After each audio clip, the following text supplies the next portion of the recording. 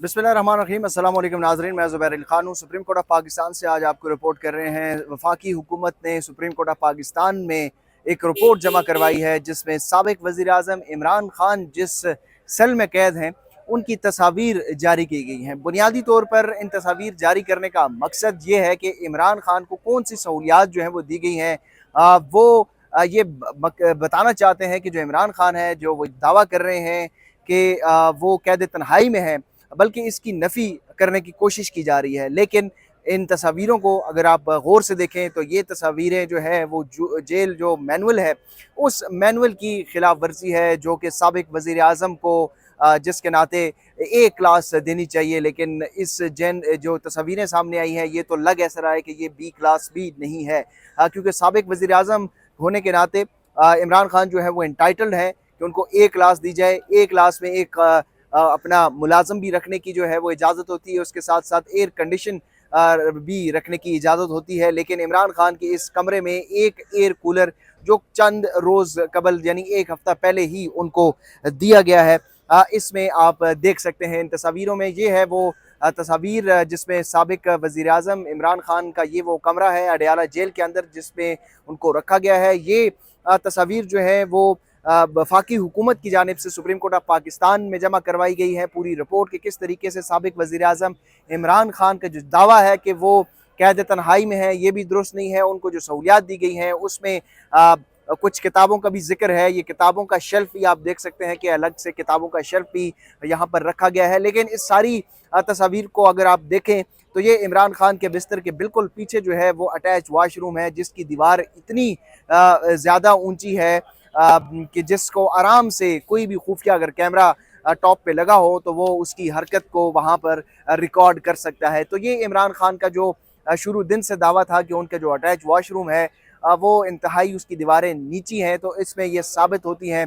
दूसरी बात ये है कि जिस ये जो राहदारी का जिक्र किया जा रहा है जिसमें साबिक वज़ीर आज़म इमरान खान को वॉक करने की इजाज़त दी जाती है दिन में 2 मरतबा, इस राहदारी से भी ये साबित होता है कि इमरान खान को किस तरीके से कैद तन्हाई में रखा गया है, क्योंकि ये दोनों अतराफ जो सेल हैं ये मुकम्मल तौर पर खाली हैं और इमरान खान को इस सेल में दिन में 2 मरतबा जो है वो वॉक करने की इजाज़त है।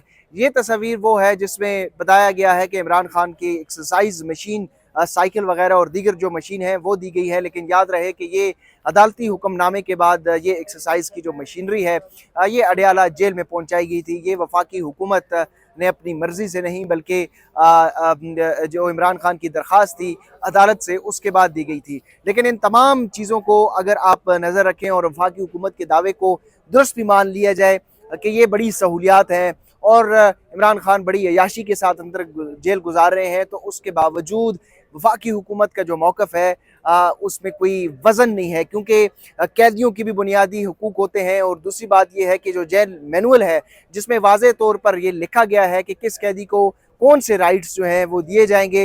इमरान खान की इन अडयाला जेल के अंदर की जो सेल की तस्वीरें हैं वो ये उससे ये कली खुल जाती है कि इमरान खान को जो जेल मैनुअल के मुताबिक भी जो राइट्स दिए जाने चाहिए थे वो नहीं दिए गए और इमरान खान को कैद तन्हाई में वाकई रखा गया है। इस अडयाला जेल की जो कैद है, ये जो कैद तन्हाई है और एक छोटा सा कमरा है, डरबेनुमा कमरा है, उसमें एक बिस्तर लगा हुआ है, एक जो है वो वाटर कूलर मौजूद है, वॉशरूम की सिचुएशन आपके सामने है, कुर्सी जो है वो वहाँ पर दी गई है और साथ में टेबल है किताबें पढ़ने के लिए। लेकिन अगर इमरान खान खुद किताब पढ़ने के शौकीन हैं तो उनको किताब पढ़ने ही दी जाएगी। अगर कोई रहनुमा जो है वो पाए खाने और निहारी खाने का शौकीन है तो उसको वो चीज़ें मुहैया की जाएंगी। तो ये तो कैदियों तक है कि वो क्या सी सहूलियात जो हैं वो डिमांड करते हैं सरकार से। आज इमरान खान जो है वो वीडियो लिंक के ज़रिए भी पेश हुए सुप्रीम कोर्ट ऑफ पाकिस्तान में। इस वक्त जब ये मैं वीडियो रिकॉर्ड कर रहा हूँ तो उस केस में इस वक्त वक्फा हो चुका है। इमरान खान ने आज एक बार फिर फिरोज़ी रंग की शर्ट जो है वो ज़ेब तन कर रखी है और लॉन्ग स्लीव्स हैं। आज उनके पास ग्लासेस उन्होंने लगाई हुई थी केस के इब्तिदा से ही, और कुछ फाइल जो है वो पढ़ रहे थे। अमूमी तौर पर पहली समात पे उनके सामने 4 पानी की बोतलें थी, गुज़िश्ता समात पे 1 पानी की बोतल थी। आज जो है वो पानी की बोतलें भी बिल्कुल हटा दी गई। इमरान खान ने तकरीबन कोई आधे घंटे की समात के बाद जो है वो पुलिस एहलकार जो पीछे मौजूद थे उनसे दरख्वास्त की, और उसके बाद उनको जो है पानी की एक बोतल मुहैया की गई है। इमरान खान के पीछे जो है वो 2 पुलिस एहलकार जो है वो आज बैठे हुए थे, वो दिखाई दे सकते थे। लेकिन आज एक चीज़ जो तब्दील हुई है वो ये है कि जिस कुर्सी पर इमरान खान को बिठाया गया है वो कुर्सी थोड़ी सी तब्दील हुई है। गुज़िश्ता 2 समातों के अंदर हमने देखा कि इमरान खान जिस कुर्सी पर बैठे हुए थे वो थोड़ी सी अनकम्फर्टेबल थी और वो बार बार अपना पोस्टर जो है वो चेंज कर रहे थे।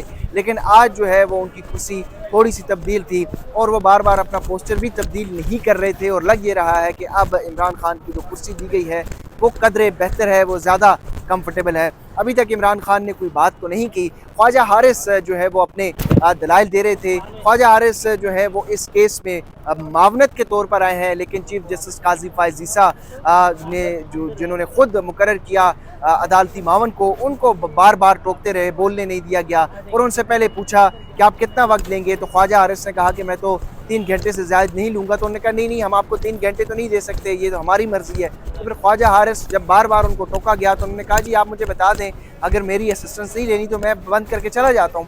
फिर उसके बाद उनको थोड़ा सा रिलीफ मिला और ख्वाजा हारिस की बात जो है वो सुनी गई। आज चीफ जस्टिस काजी फ़ाइज़ ईसा जो है वो अदालत में थोड़ा सा गुस्से में नज़र आए। शायद शुएब शाहीन ने कोई ऐसी बात कर दी है जिससे वो कुछ नाराज़ नज़र आए।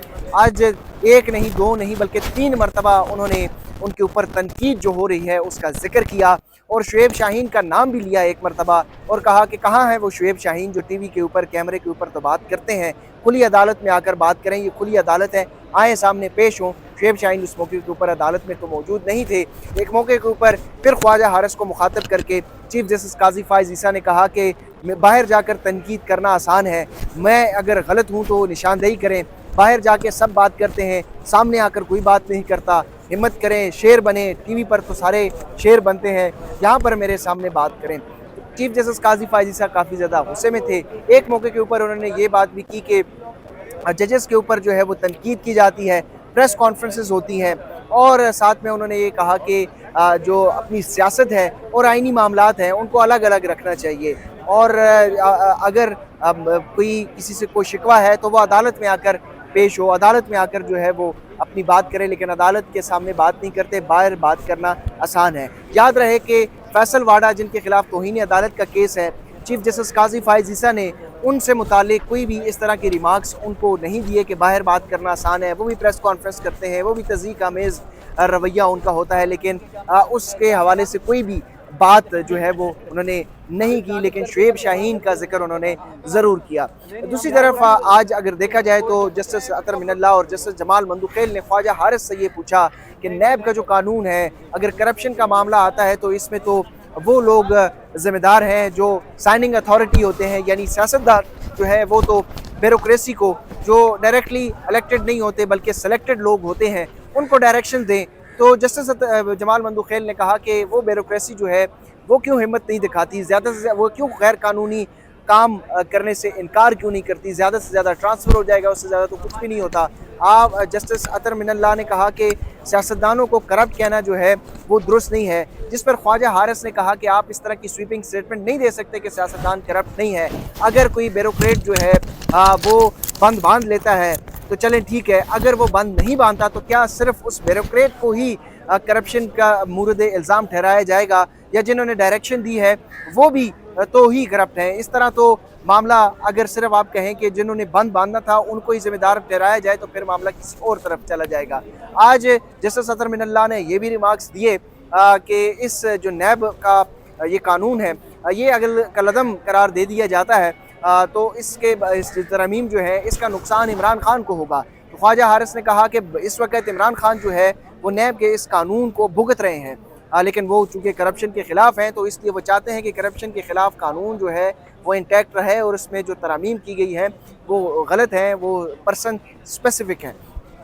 एक ये केस, ये जो नैब का केस है, इसमें इमरान खान खुद आर्ग्यू करेंगे, और दोनों सूरतों में अगर ये केस इमरान खान चूँकि वकील भी खुद हैं, दरख्वास्त गुजार भी खुद हैं, अगर इमरान खान ये केस जीतते भी हैं यानी उनके हक़ में फ़ैसला आता है तो फिर उनकी असूली जो जीत है उसके मौक़िफ़ की कि एक शख्स जो ख़ुद उस कानून की ज़द में आ रहा है, लेकिन वो कह रहा है कि नहीं, नैब का कानून जो है उसको ख़त्म नहीं होना चाहिए, ये असूली मौक़िफ़ की फ़तह होगी। अगर इमरान खान के ख़िलाफ़ ये फ़ैसला आता है तो उनके ख़िलाफ़ जो मुकदमात नैब के इस वक्त इंटैक्ट हैं, वो उनमें उनको किसी हद तक रिलीफ मिल सकता है।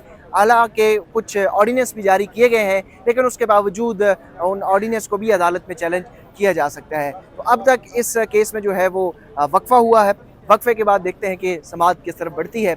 अगली वीडियो तक मुझे इजाज़त दीजिए। अल्लाह हाफ़िज़।